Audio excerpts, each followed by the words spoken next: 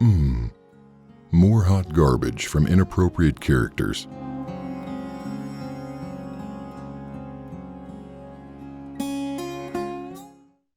All right, guys. So what's our next topic for the evening? We flogged this dead horse. Almost. I don't know. You want to go off on Crawford? So it's got to be a short one. Oh yeah, Venger's got to go in like 8 minutes. This is normal, Joe. Don't worry. Venger always has to leave early because it's not you, it's me. Patreon money. That's basically it, guys. Audience, remember, if you want Venger to get to stay up later, you have to give us more Patreon money, right? So if you want to support us, donate to the Patreon. Inappropriate Characters is not monetized on YouTube. Hey, wait, what am I getting cut in on this Patreon money? Jesus Christ, you guys. No, eventually, if you get past the probation period, you'll get your share. Don't worry. Okay. But yeah, so support us on Patreon if you want Venger to get to stay up later. Sorry, Venger? Probation lasts about 14 years. No, it's it'll start prorated here. Give us some sorority girls, and then we'll talk. Then we'll start hazing you too. So yeah, support us. Anyway, very briefly, before Venger has to go, we've got here Jeremy Crawford recently said on Twitter that he believes that it's perfectly good if you have a scene in an RPG that doesn't go, if you're playing an RPG, it doesn't go the way the players want it to go, you should just do it over again. You should get to have a do-over, right? Like this is his idea of good game mastering and of good policy for D&D. And I did a whole video. You guys can check it out on my channel. It's my latest video where I said Jeremy Crawford doesn't know the most basic thing about game mastering, where I explain why this is a tremendously terrible idea. But that should be obvious to just about anyone who's a game master. Venger, since you'll have to go first, do you want to comment at all on this? Did you watch my video? Do you know about this? This thing? Yes, I do. I saw your original post, and then I did watch your video. I don't know if his idea was to like ride the coattails of the like checklist of consent, and like, well, all your characters got horribly tentacle raped. So do you guys want to like keep going, or like should we just kind of retcon this thing? I don't know if that he had that in mind, or if he was just like, you know what, gaming should be about fun, and sometimes if your characters die or something just turns out stupid, like just redo it. Like I would like to know kind of where his thinking was. It's wrong in either case. I think in the 35 years that I've been game mastering, I've maybe retconned something, I don't know, 2 or 3 times. And it was maybe to save the game because, I don't know, partially it was probably something my fault that I didn't consider that was like, oh, obviously you should be able to do that. And we didn't think about that. And let's like redo that. Like, let's kind of like back up and like, oh, I guess he could. So we just kind of like shoehorn the new reality into what was. But Crawford seems to be going even farther. Like anytime you want during the game, if you're just not happy with the result, you could just request a do-over. And I mean, that's the mindset of people now, right? Is like if these kids don't like how something is going to turn out, they just want to change everything, and you're intruding on their mental space or safe space or whatever the hell you're using violent words against them or something. I mean, maybe it's a millennial thing. In my video, I put a comparison there to like how, there are colleges now where kids are protesting, demanding that everybody get an A. So it's the same sort of stupid mentality that you see. Like, oh, everyone should get an A, right? And they don't get that if the college just gives you an A, then you've achieved nothing, right? You've accomplished nothing, you've learned nothing, right? And it's the same thing with D&D, right? Like whatever, as you said, Venger, whatever the motive is, if you're if you do a do-over, then you're actually saying nothing in the virtual world of the game actually matters, right? Like there's no skin in the game, right? There's nothing that's going to actually be important because you know that you can just redo it. Yeah. Right. Consequences go away. There's literally no stakes. You know, you're just like, then it ceases to become a game. It's just about like fantasizing about stuff. Yeah. I really have no respect for those designers over there. I mean, the only person I sort of thought was, had some good ideas was Merle's, but Crawford. I remember I was in I wrote some 4E stuff, and I was in like a Gen Con. I talked about this, I think, when I was on your show last time, actually. I raised my hand when they had their question answer, and I was asking if they had, any kind of demographic information, and they're like, no, we don't give that information out. You should, you're all on your own on that one. And then they said something about, gay characters or something, and I immediately, raised my hand. I was like, so we can write gay characters into, dragon submission, stuff like that. And he like danced around. He wouldn't even like really answer it. And then on top of it, when I wrote something again for them for 5e for Adventurers League, and I put gay characters in there, and they wrote them out. I mean, they weren't like, completely. It wasn't. I don't know. It wasn't fan fiction. I was talking about, everyone, all the characters giving each other handies or something. But there was the implication that these guys were together, and they just totally wrote all that crap out of the game. So I blame China. China. Yeah, it could be, but I don't know. I think most of that stuff is China. I don't know. This like concern trolling and social justice warrior stuff is like, it's just all about power. If they can use it to do something, then okay, they're gonna hold it up and trot it around. If it somehow they can't use their agenda to, or their politics to like push their agenda forward on whatever that is, which is really, if you think about it, they're like personal, whatever, their own personal pursuit of power, I guess, or just pressing their will on the world, then they don't, they could give a crap. It's all about power. Right, yeah. I mean, that's they say everything is about power in the first place, right? Yeah. That's the basic of the Colt and Derrida's argument, which is what these guys, it's their religion. So, actually, I used to be a social justice warrior, sort of. I got a good social justice warrior story. You guys want to hear it? Go ahead. Yeah. All right. So, I mean, this is, I don't know, maybe I was like 35 or something. I wrote, I did like Kobold Press, like the King of Monsters and thing. And I won it twice for a couple monsters. I did the Horak and the Necrocorn. And I don't remember why I wanted to fuck with them. But I wrote this, I should have just printed it out. I still have it somewhere.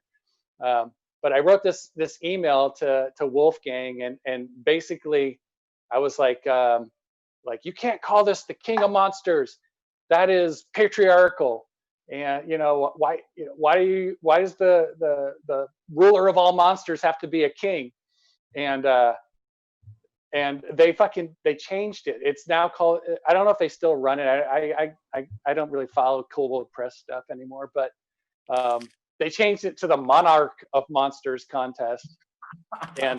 But that was me exerting power. And I thought about it a lot, and I was like I realized, I was like, oh, I was just trying to get power over these people, to like make them do something, not just because I could, like, you know what I mean? I thought that was something that was good to do, I guess. But you feel shame now? I don't know about ashamed, because Wolfgang is a dick who like pays crap to his freelancers, and most of these are RPG companies. I've written a bunch of books, and And they're all better than Vengers, but I bet you anything Vengers probably made 10 times the amount of money that I've made. So Fake good on you, news Venger. About the first part. Fake news. What's fake news? That my stuff isn't that good. Oh, okay. Well, whatever. Just roll with it. But yeah, I am a billionaire now thanks to my role-playing game writing. I'm sure you've made way more money in RPGs because I work for like big companies. They pay crap. They pay absolute crap. They don't give you royalties. I mean, I've got a publisher account in RPG now. I know that Goodman Games can turn around and just give me like 5% on PDF sales, and that cost him like almost nothing, you know. Yeah. But all these guys, they're just dicks. They're dicks. Well, RPG publishers are dicks. Step one, you got to strike out on your own. Step two. Yeah, I know. Well, I stopped writing anything for anybody because I was just like, screw you people. I'm done with this shit. But then I haven't done anything, so I'm in the doldrums. Either big titties or a big round ass. No, that now you've lost us, Venger. Step 3. Hey, I'm just getting started here. Step 3, call your game Charles. Step 4, that's all I got. Look, step 4, your wife puts you to bed at 9 o'clock. I was going to seek into this, right? Which is that I haven't actually watched Jeremy Crawford DMing because he's DM'd apparently on some live streams and stuff like that. But when I did this video, I got a bunch of comments from people pointing out that he's actually a really bad DM and not very entertaining to watch. That's not me saying it. That's people who commented. I haven't seen him either, but I don't know. You can just kind of tell like the depth of people's intelligence. I don't know. It's like I was watching this show and I would be like, Grimm and Pundit are the smart guys on the show, and then there's Venger. Oh, Jesus. Son of a bitch. Now listen. Here's the thing, though. I may not even tag team you against Pundit. I might team up with Pundit. Shave you in the shower. I thought this was inappropriate characters. I'm just trying to be inappropriate. You're succeeding at the mission. But, okay. The thing is, if being a freelancer in the modern RPG industry, let's call it, is a sucker's game, right? Like you said, it totally is. But don't do it. It's still one step actually above in every sense except public perception of being a house writer for a big company like Wizards of the Coast, right? Being a house writer for Wizards of the Coast, okay, it means that you've got a steady salary, but it's usually a pretty shitty salary. Yeah. And it means that people think you must be a really good game designer to do that. But the fact is that most of the design part of it is something that you don't actually do if you're one of the wage slaves for Wizards, right? There, you're just writing up stuff that the company tells you to write. And it's got very big limits in terms of how much creativity you can apply to that. And a lot of the kind of bigger concepts are only thought up by the people right at the very top. As I love to point out, I've never interacted with Jeremy Crawford, even though I spent close to 2 years consulting on 5th edition, because I was working with Jeremy Crawford's boss, Mike Merles, and that's where all the big ideas were being discussed. And over the course of hundreds of emails, we covered all kinds of stuff. And in no moment was it like, oh, well, we need to know what Jeremy Crawford thinks about this, right? Like that was never brought into the picture, right? And so like when people say, oh, such and such, like sometimes I hear people on, let's say, our side of the argument say, well, Kate Welch was hired to write for Wizards of the Coast, and that doesn't make any sense because she doesn't have any writing credits in RPGs and she's a girl, right? And and then everybody says, oh, well, it's just, you guys are just sexist. And, maybe some of the people saying that are sexist. But the more important part is that they're making this argument that, oh, no, it's not that we're sexist. She's unqualified. That's not true, because you don't need very high qualifications at all to do the type of writing work for Wizards of the Coast that the typical Wizards of the Coast employee does. You just need to be able to show up to work, right? You need to have a certain basic work discipline, which granted, a lot of RPG designers might not have. And you need to be able to type what they tell you to type, and to put it together in the right format. You have to be a decent technical writer. But in terms of creativity, these aren't the creative people in the hobby, right? The creative people in the hobby are all doing their own stuff. And the proof of this is that the few people that work for companies like Wizards of the Coast that do have real creativity break out on their own and go and do their own stuff as soon as they think it's going to be financially viable for them, you know? Yeah, or they just get pushed out. Yeah, but then they also usually will end up doing their own stuff, right? Like, yeah, you know, that's where the money is, right? And that's why, you know. Avenger, you want to see my cock? Hey, we've got limits given here. Is this a trick question? Look at the screen. Let's save it for the next show. Oh, that cock. Yes. I was admiring that earlier during our. I was trying to cover it up. Where shopping Joe Bittman shows everybody his cock. It's supposed to be the reveal. Yeah, good job. Good job. I screwed up the reveal. I gotta get my DM card revoked.